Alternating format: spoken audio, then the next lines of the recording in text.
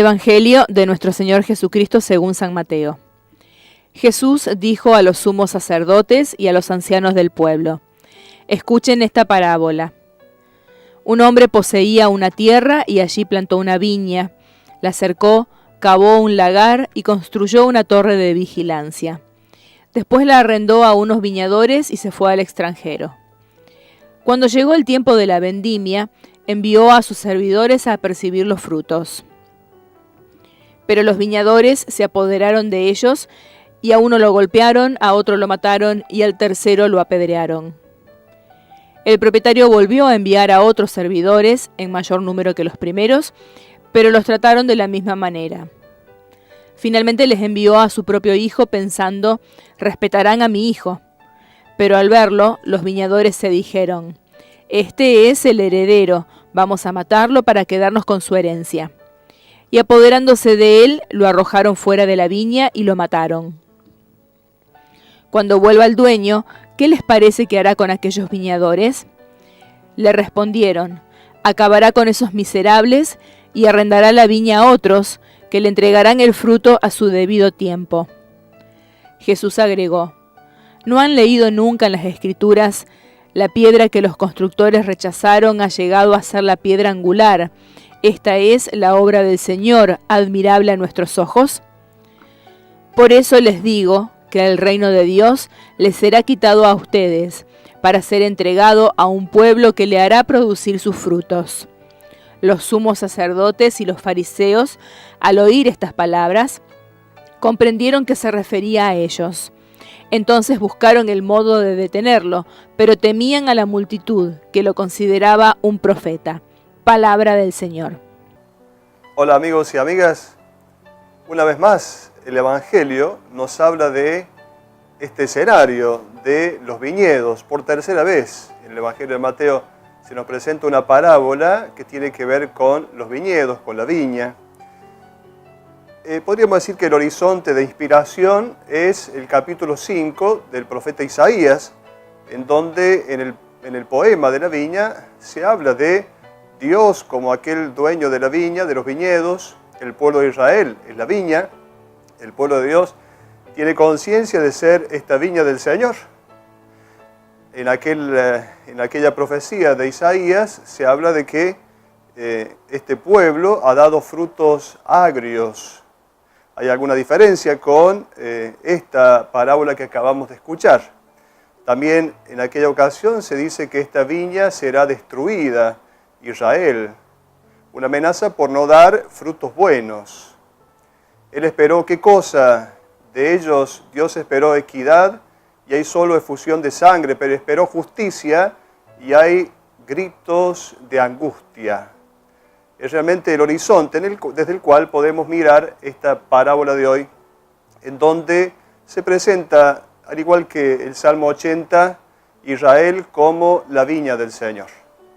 Se trata de un terrateniente, un propietario, que tenía varias extensiones, muchas extensiones de viñedos, alguien que vivía seguramente en alguna de las ciudades importantes del Imperio Romano, pero que confiaba sus viñedos a gente para que la trabajara, a su viña.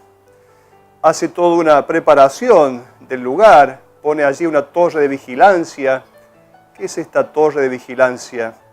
Es la mirada de Dios. Dios, ya sabemos, Él es el dueño, el terrateniente es Él.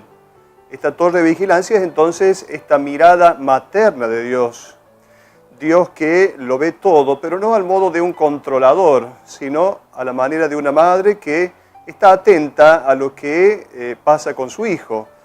Estos viñedos entonces tenían esta torre de vigilancia, este lugar más alto desde donde puede ver todo. El patrón entonces es el Señor, que ha prodigado incontables cuidados y ha manifestado un inmenso amor por su pueblo. Este es el patrón.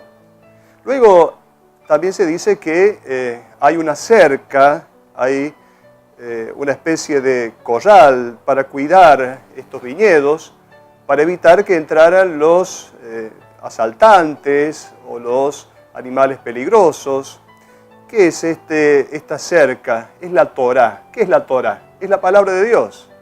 es la ley de Israel, la ley que Dios ha dado a su pueblo para protegerlo de sus enemigos. Es decir, toda esa propuesta que Dios hace para que este pueblo tenga vida y entonces sea cuidado de todo aquello que pueda arruinar a este pueblo.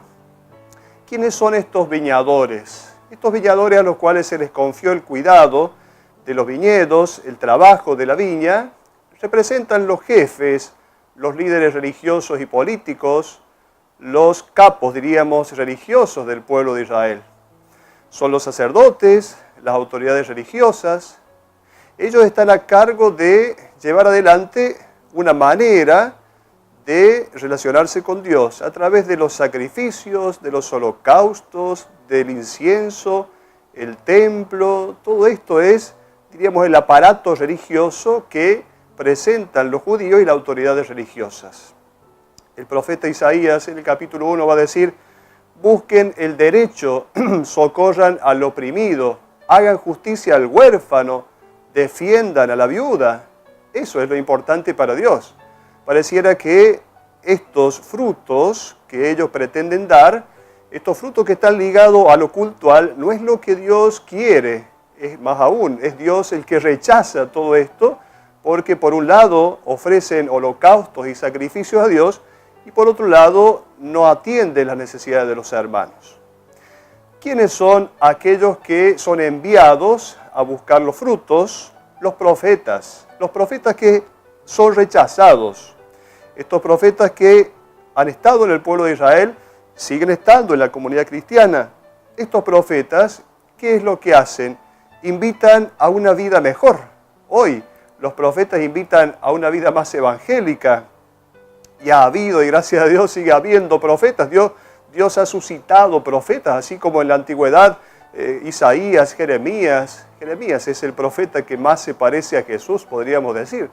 Los profetas que terminaron mal porque desde el punto de vista de la persecución han sido perseguidos, los mataron a ellos por ser, diríamos, hombres que han dicho la verdad al pueblo, una verdad que el pueblo no quiso escuchar.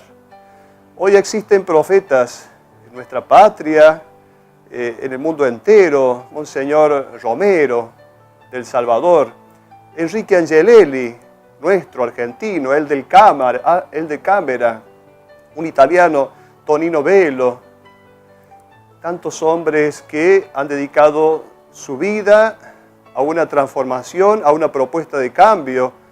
Decía Tonino Velo: la fe nos hace creyentes y la caridad nos hace creíbles. Ciertamente, todos los actos de fe, los actos cultuales, hacen que nosotros expresemos nuestra fe y celebremos nuestra vida a la luz de la fe, pero la caridad es la que verdaderamente nos hace creíbles. ¿Cuáles son los profetas, estos que acabamos de nombrar? ¿Qué características tienen? Los profetas no buscan las ventajas personales, son siervos del Señor, es decir, sintonizan con el pensamiento del Señor. La palabra siervo en la Biblia no es aquel que está en su dimensión de esclavo, no es lo que tenemos que destacar como siervo, como esclavo, sino el que sintoniza con el pensamiento del Señor, del patrón, del maestro. Este es el servidor, el siervo. Jeremías, en el capítulo 7, habla de los profetas. Yo les envié todos mis servidores, los profetas. Ellos son los mensajeros de lo que Dios quiere para su pueblo.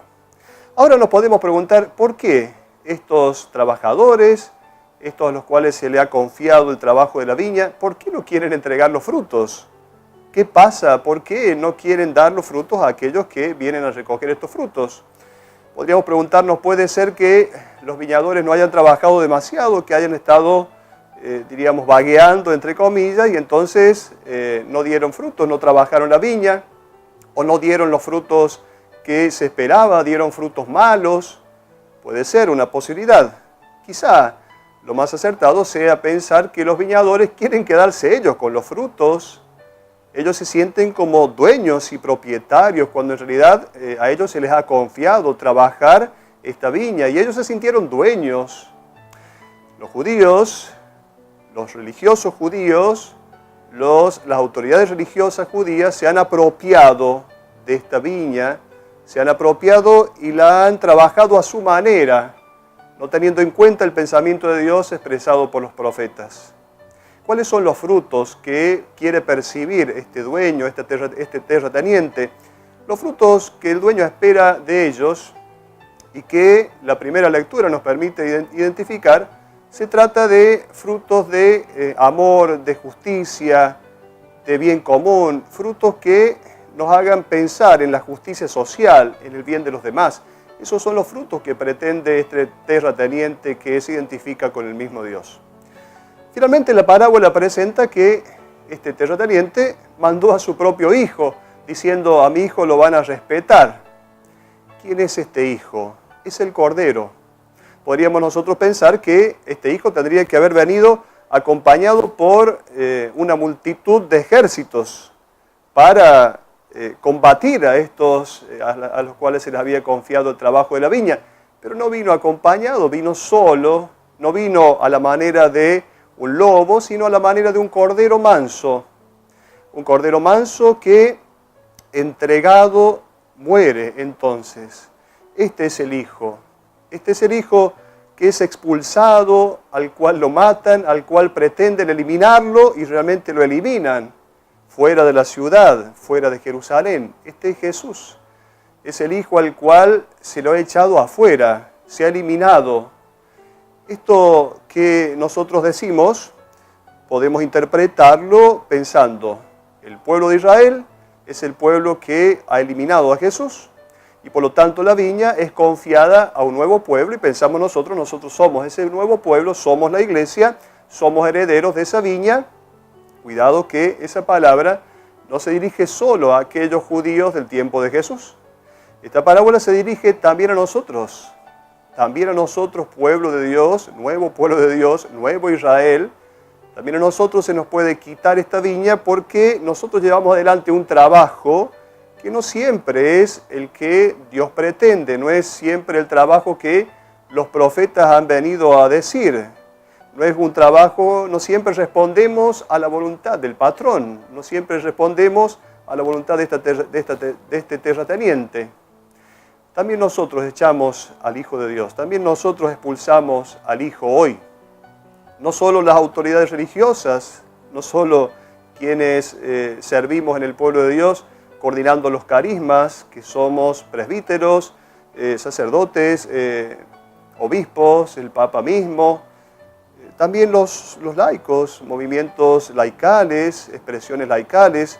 Podemos correr este peligro de eliminar el pensamiento de Jesús, eliminar a Jesús de nuestra vida, llevando adelante nuestros pensamientos humanos con simples criterios humanos sobre las diversas maneras de vivir del ser humano, sobre la sexualidad, el matrimonio, sobre nuestra manera de llevar adelante la justicia, sobre nuestra relación con el dinero, con los bienes de este mundo.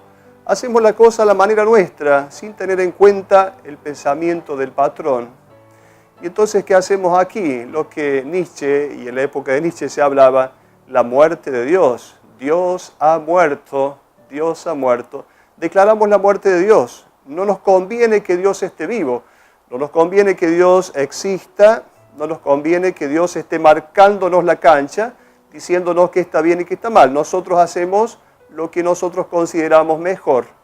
De esa manera expulsamos al Hijo, expulsamos el pensamiento de Jesús, corremos el peligro de eliminar el pensamiento de Jesús. Pero ya lo sabemos, las consecuencias de un hombre sin Dios, ¿cuáles son? La guerra, el suicidio colectivo, cuando nosotros no cuidamos el planeta, destruimos el planeta con el uso indebido de elementos que dañan nuestra tierra. Estas son las consecuencias de un hombre sin Dios, la manipulación genética. El loco no es el que perdió la razón, sino el que perdió todo menos la razón. Lo cual significa que con la razón se pueden cometer grandes barbaridades, grandes locuras. Y finalmente, la parábola termina de esta manera. Cuando vuelva el dueño, ¿qué les parece a ustedes? Dice Jesús, ¿qué hará con aquellos viñadores? Y les responden, acabará con ellos, acabará con esos miserables y arrendará la viña a otros que le darán el fruto a su debido tiempo. Ciertamente Jesús no piensa de esta manera. La pregunta es para que ellos se den cuenta de su actitud, pero Jesús no aprueba que acabará con ellos. Este propietario, este terrateniente, no quiere acabar con ellos. La violencia no entra en el corazón de Dios. Por eso Jesús agrega que esta expresión que tiene referencia a la piedra angular.